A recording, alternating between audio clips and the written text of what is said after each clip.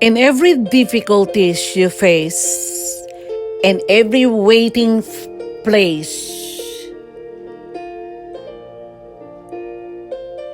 you've been given the chance to trust in the things unseen so that you can be abundantly blessed. Every difficulties that you are going through at this very moment, every waiting place, God is giving you a chance to trust in those things which are unseen so that you can be abundantly blessed. Because I believe blessings is in the midst of trials. I believe blessings of your life is in the midst of the situations that you don't know what to do. You don't know how to come out. But I believe through faith, God is giving you a chance to trust to those unseen blessing that is coming right now. Again, I want you to listen carefully, and I pray in Jesus' name that you will hearken the voice of the Lord through that situation, in the midst of the trials of your life, in the midst of the situations, in the midst of the circumstances, in the midst of everything that you are going through right now. You can still rejoice in the midst of that trials. If you know and you know and you know that God is faithful and you are faithful to Him and God choose you for such a time like this, you can have an endurance to overcome in the midst of the trials. 1 Peter chapter 1 verse 6. 1 Peter chapter 1 verse 6. The Bible says, in all this you greatly rejoice, though now for a little while you may have had to suffer grief and all kinds of trials.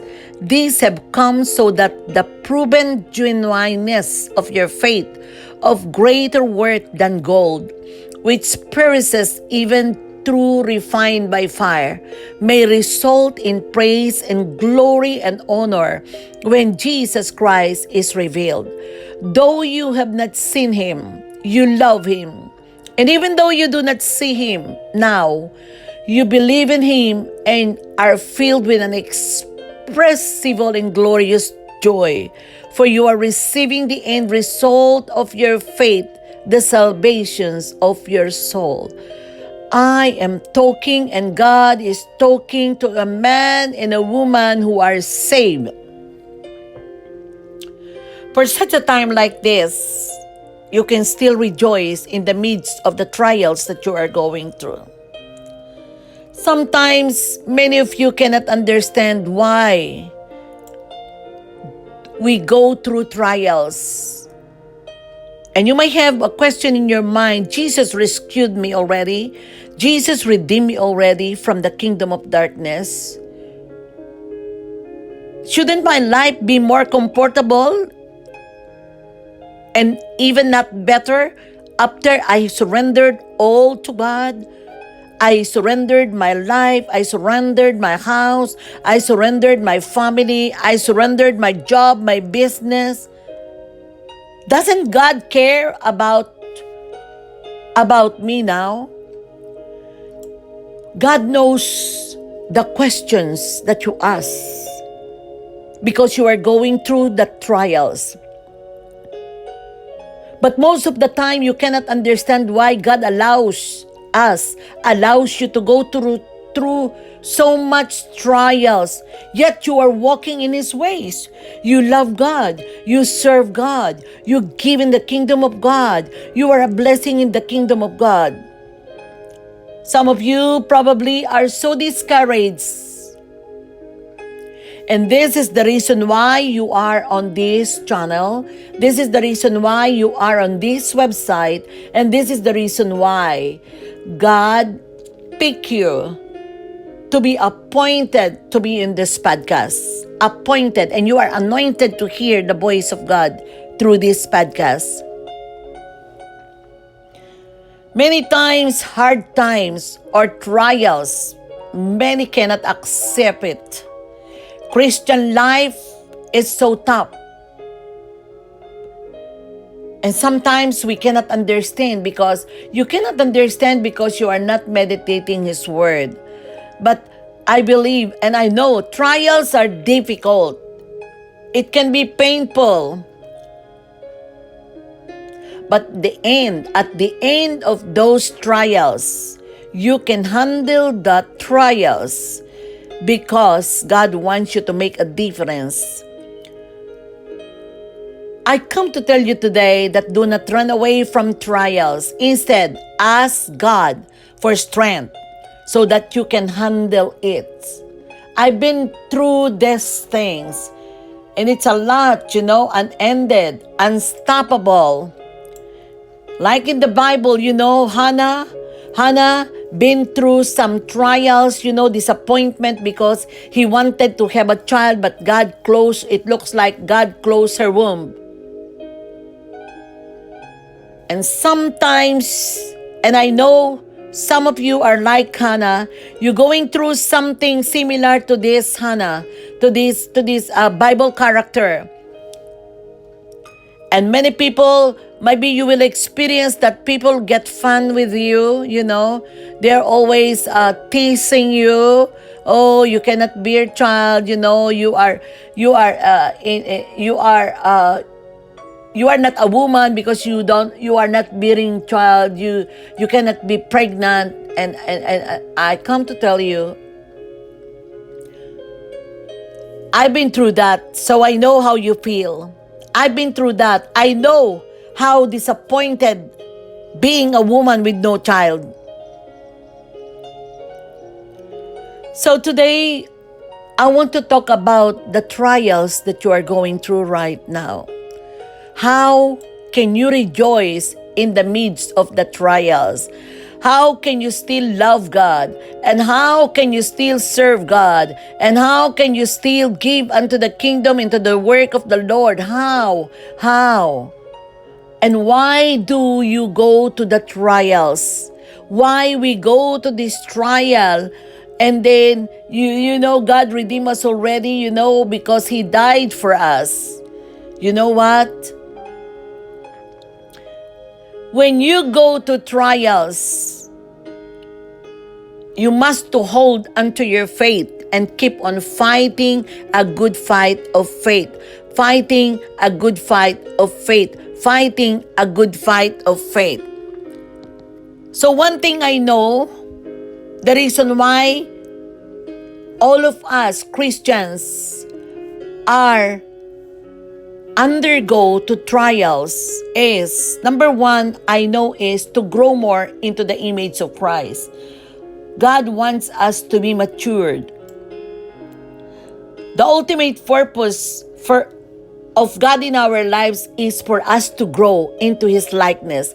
Sometimes, and most of the times, He allows us to go through trials so that He can shape our character, so that He can shape us, so that He can transform us into His likeness.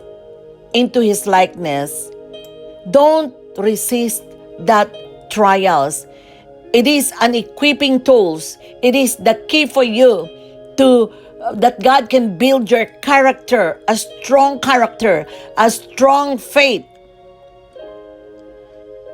You need to remain true to your purpose and remain grounded in your relationship to God so that you can be in rejoicing when you are going through to the trials. I don't know what trials you are in right now. I don't know who accused you. I don't know who belittled you. But one thing I know, you must to be focused to the purpose of God in your life, and remain grounded in your daily relationship with God, because God wants you to be strong. So keep holding to that faith. Fight a good fight of faith. When you're going through trials, God's power is displayed. And when you are going through some trials in life, how you respond the trials. Are you a complainer or you want to display the power of God? Because God uses the trials to show to the world, to show to the people around you that He is the God that you are serving, that He is the God that is in control, not you. Because if you are going to be the one to control the trials, you will be tired and you will be disappointed, discouraged, and you cannot move forward. You need to step out in your faith, step out of your comfort zone, because everyone around you knows that you cannot do anything without God. So display the power of God in the trials. Display the power of God in the trials. When you remain obedient to God, even in the midst of that trials or sufferings, you will be able to display His power in your lives, and you can show to others that you are serving a powerful God that is not limited by anything. So, display the power of God in that trials that you are going through.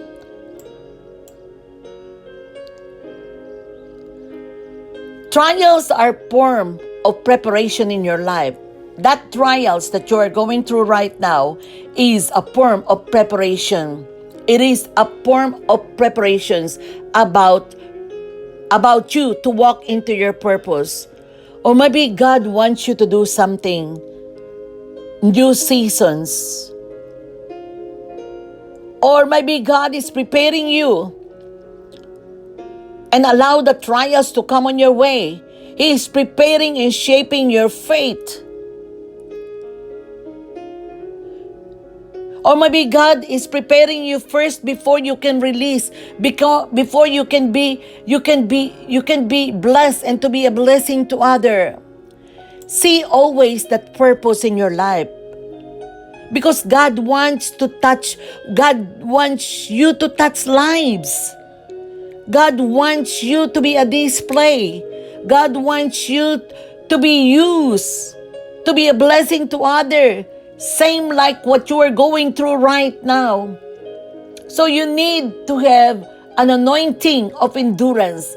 You must have an anointing of perseverance. I declared in Jesus' name that you are not going to give up. You are not going to walk by sight or feeling. You will walk by faith, not by sight. You are a display in the kingdom of God. You are a display in your family.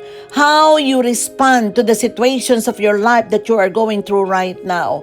How do you respond? How can you show? How can you prove that you are serving a strong God? How can you prove that you are serving a powerful God if those people around you see that you are weak? Are you hearing the voice of God? Do not be discouraged. Do not be disappointed. Do not turn off the volume of this podcast or this channel, because God has something for you. God sometimes allows trials to test how you respond, to test really who you are. Are you in faith or are you fake? You are in faith. That's why you can still moving forward. That's why you can still go on and start a new beginning and start a new life. Depend God more. Don't depend on your ability. Don't depend to the situations, to the circumstances. Don't depend to your atmosphere, because you will be discouraged. You will be a failure if you see and always walk by your sight. Because that trials help you to see that you cannot do it without God. So, start depending on God right now. Because our Heavenly Father wants you to cling to Him alone. That's why He allows you to go through tough seasons like this, like you are going through right now, so you can get your heart right. I ask you to shift your focus Instead of focusing yourself, instead of focusing the pain, instead of focusing that discomfort, get out of your comfort zone and turn your eyes to God. Turn your eyes to God. Depend on God. Depend on God. Depend on God. Maybe the trials is you are going through a spiritual warfare. But through your confession in the name of Jesus, that enemy will not go. Will go. That enemy will go in the name of Jesus. You'll fight a good fight of faith, destroy and dismantle that spiritual warfare that's going on inside of you. I want you to open your mouth. I want you to open your heart and ask God. Ask God for forgiveness. Ask God in the name of Jesus that God will strengthen you right now.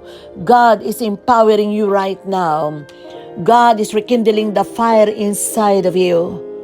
Father, I lift up to you this man and woman who are under the sound of your voice through this podcast, through this channel, oh God. I ask your divine touch, oh Lord God, in the name of Jesus. You will strengthen them, oh God. They will walk by faith, not by sight. I thank you for the fire of the Holy Ghost. I thank you for the blood of Jesus. In Jesus' name, amen. You are a testimony.